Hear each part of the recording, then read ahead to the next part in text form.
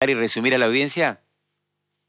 Sí, bueno, el gobierno de Milei ya ha venido tratando de hacer varias reformas en materia laboral.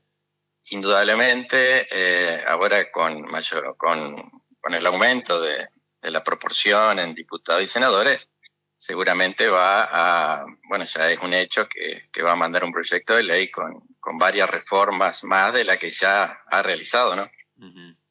Bueno. Que en algún aspecto eso es bueno porque hasta ahora él intentó hacer reforma laboral a través de decreto de necesidad de urgencia,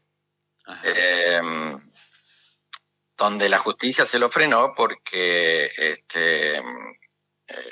chocaba contra normas de orden público laboral y tuvo que organizar o tuvo que hacer una ley base mucho más escueta para que poder tener consenso y sacar esa normativa. Pero bueno, todos estamos esperando a ver cuál es el proyecto o claro. el anteproyecto que se envíe al Congreso para poder analizarlo. Claro, todavía no hay nada oficial, son todos lo que algunos medios nacionales están mostrando que serían de otros momentos, otras ideas parecidas. Y por ejemplo, en el decreto de necesidad de urgencia, el 70/23, que fue una ley ómnibus, un decreto que abarcó tributario, laboral, civil, comercial. Sí. Él intentó varios cambios en esa reforma que te voy a repetir. La CGT se presentó ante el juzgado laboral y después la Cámara Nacional del Trabajo, de Apelación del Trabajo, que mediante una medida cautelar prohibió que se aplicara. También había unas cuestiones técnicas porque no había ni necesidad ni urgencia en hacer esa reforma laboral. Nosotros tenemos esta legislación laboral hace muchísimos años y no se podía ir por ese medio. Bueno, ahora tiene la oportunidad de ir por otro lado, que es el constitucional. Sí. Y no lo veo mal a eso. Claro, pero bueno, ya tenemos una pauta de los cambios que él pretende. Por ejemplo, deme ejemplos. Y por ejemplo, él quiere imponer un sistema de indemnización distinto al que nosotros tenemos en la actualidad.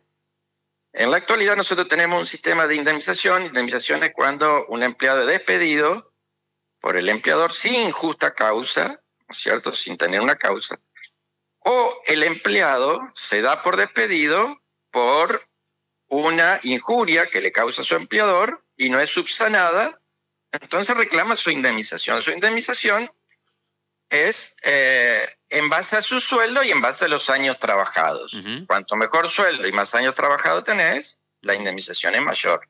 Bien.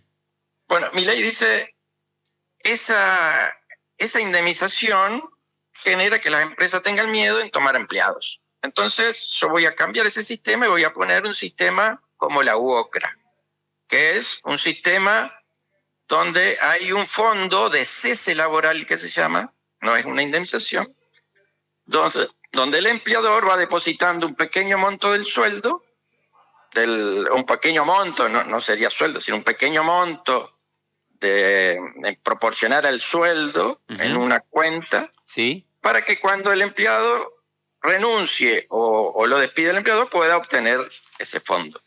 Uh-huh. El tema no es tan sencillo porque ese sistema se adapta perfectamente para un trabajo transitorio como UOCRA, porque la mayoría de los trabajadores de UOCRA comienzan una obra y cuando termina la obra se van, o muchas veces en el medio de la obra se van de una obra a otra. Entonces un sistema ágil donde el empleado directamente con la renuncia pasa, cobra y se va a otra obra. Lo cual no se adapta para otro tipo de trabajos. Claro, para un supermercado, por ejemplo, para una fábrica no es tan así. Y no es tan así. Primero porque ese monto, por ejemplo, en UOCRA se desvaloriza, está en una cuenta que no tiene intereses. Ajá. En primer lugar. Segundo lugar, depende del porcentaje que haga el patrón. En UOCRA es un 8% el primer año y después un 12% del sueldo. Pero eso muchas veces está en relación al sueldo en blanco que le está pagando el empleador. Y el empleador muchas veces le hace un sueldo en blanco mucho menor, el depósito es menor, y el tipo capaz que trabajó 30 años y le dan muy poca plata porque ese fondo no solamente que se le hizo poco depósito, sino que además... No está actualizado. No está actualizado. Bien. El otro Entonces, tema... Sí, perdón. Hay que ver quién va a manejar esa plata, qué intereses se le va a dar esa plata, en qué moneda, en peso, en dólar, cómo. Buen dato, buen dato. Cómo se va a capitalizar ese fondo. Ajá. Y principalmente quién lo va a manejar, porque si estamos hablando de trabajadores de toda la República Argentina, ese va a ser un fondo importante. Si bien eso se va a tener que aplicar para trabajadores nuevos, no se lo puede aplicar retroactivo. Está bien, retroactivamente. El otro tema de las vacaciones, que parece que está en tela de juicio también, y las horas extras, es como que va a compensar el patrón cuando él lo va a hacer trabajar un día X que le conviene a la empresa y después le va a dar un descanso un martes, un miércoles, cuando está más tranquilo. Eso escuché algo, ¿eso es cierto, no? Sí, hay idea de flexibilizar, por ejemplo, hacer bolsas de hora que se llaman, donde vos podés tener horas a favor y el empleador después te las da y las compensa con las horas extras. Ajá. Que el sistema actual no es así. El sistema actual no vos no tenés obligación de realizar horas extras en el sistema actual. Sí. Vos tenés que trabajar 8 horas, a partir de las 8 horas son extras. Vos podés trabajarla o no, pero no te pueden obligar a trabajar. Bien. En este sistema parecería como que si vos debes horas, el empleador te puede decir, bueno, quédate 12, quédate 13, quédate 14, quédate 15. Ajá. Vamos a ver cómo sería ese sistema. Bien. Bien. Ahora es cierto que está anticuada la ley, me parece, ¿no? Algunas cosas hay que modernizar, ha cambiado mucho, algunas cosas han cambiado y quizás alguna actualización tiene que tener. ¿Usted qué opina en base a su experiencia? En base a mi experiencia, yo opino que si nos remontamos a cómo surgió el derecho laboral, podemos decir que el derecho laboral surgió para evitar conflictos. Después de la Revolución Industrial, nosotros veníamos con un sistema civilista, donde entre dos comerciantes se hacían transacciones, los dos tenían el mismo poder económico y demás. Cuando viene la Revolución Industrial, bueno, empiezan los conflictos entre trabajadores y empleadores, donde todos sabemos que no hay igualdad de fuerzas entre un empleado y una empresa. Sí. Entonces comienzan los conflictos. Se crea la Organización Internacional del Trabajo, dependiente de la ONU, y empieza a ordenar ese conflicto, imponiendo a los estados o los estados miembros de ese organismo tendría que seguir ciertas reglas. Pero todo para evitar el conflicto. Y más que nada era pedido por los empresarios. Ajá. Porque los empresarios se daban cuenta que no podían con ese conflicto, no podían manejar ese conflicto con las leyes civiles. Ajá. Entonces los mismos empresarios se dieron cuenta que necesitaban resolver ese conflicto. Bien. Y se generó un derecho especial para la parte trabajadora y la parte empleadora, para que se pudieran poner de acuerdo y para que pudiera solucionarse los conflictos que se estaban suscitando. A ver, en una transacción civilista o comercial, yo te puedo decir, mira, Sebastián, te voy a contratar para trabajar 24 horas seguidas y después te doy 24 horas de descanso. Ajá, bien. Si vos me decís que no te contrato y listo. Bueno, el derecho laboral no se puede manejar de esa forma, porque el tipo tiene una familia, el tipo tiene que descansar, tiene que dormir, tiene que llevar a los chicos a la escuela. Bueno, le podés obligar a un tipo, no tiene la misma capacidad de fuerza en la negociación entre una empresa que tiene 5.000 trabajadores y un tipo que viene a pedirle trabajo. No, te entiendo. ¿Entendés? Bueno, ahí ya son dos de los temas más álgidos que habrá que ver, ¿no? Como usted dice, falta, no está ni siquiera el borrador, han intentado ya una idea en la primera ley bases, pero bueno, no nos queda otra que esperar a ver de qué se trata cuando empiecen a debatir los legisladores. A ver, hay que esperar y me parece importante, y yo ya lo he dicho en otras oportunidades, que por lo menos en mi experiencia personal yo defiendo trabajadores y muchas veces defiendo empresas también. Sí. Y el problema que se suscita no es tanto con la indemnización y con el sueldo que se le paga al trabajador. Ajá. El problema se suscita porque un tipo hoy que quiere contratar a un trabajador Sí. le tiene que pagar 1 millón de sueldo y 800.000 pesos al Estado.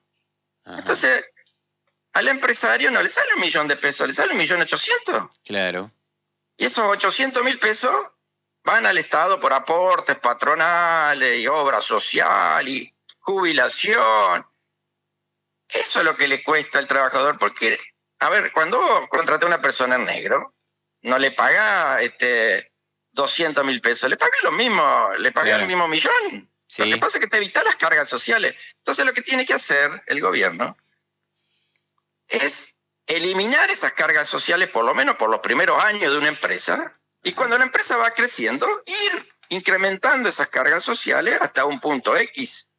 O sea, disminuir impuestos, Claro, que fue una de las promesas de Milei. Hasta ahora no ha disminuido impuestos. claro, se viene la tributaria también, ¿eh? Está todo relacionado, como usted dice, aflojar el cinturón de impuestos, pero primero va por las leyes laborales y después viene la tributaria, la reforma. Bueno, se me termina el tiempo, doctor, le agradezco mucho este contacto. Vamos a esperar a ver qué es lo que pasa cuando se sepa cuál es la idea real y lo vamos a volver a molestar. Le agradezco mucho este contacto, ¿eh? Pero cómo no, Sebastián, lo que sí te quiero hacer una digresión, ¿Sí? algo personal, Sí. que porque hay mucha confusión acá en Victoria, cuando se dice Marchesa hay mucha confusión. Bueno, yo lo que quiero aclarar es que yo soy Miguel Sebastián Marchesa, yo soy el mayor de los hijos de Polo Marchese. Sí.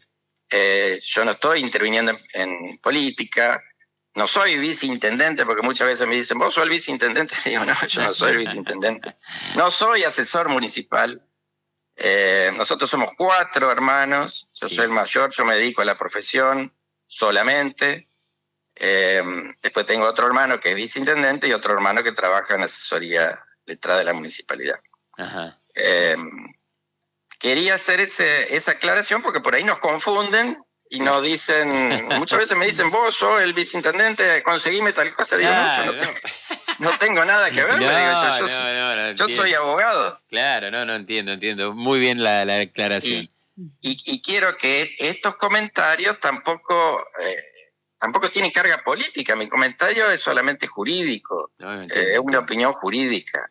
Después la política va por otros carriles que a mí no me interesan, a mí me interesa lo jurídico. Y otra cosa que sería importante cuando hagan esta reforma es que llamen a los que saben. Vamos a ser sinceros, los legisladores no saben de derecho laboral. Lo que tienen que hacer es ir a las universidades, pedir que las universidades, tanto públicas como privadas, envíen las mejores personas que puedan saber de estos temas laborales y que ellos saquen una ley realmente buena. Claro. Que no se pongan los legisladores a querer inventar cosas. Más vale que llamen a los mejores para que los mejores puedan organizar una ley que realmente sirva, porque si no, lo único que crea es más conflicto. Claro, más problemas. Miguel, le mando un abrazo, gracias. Muchas gracias.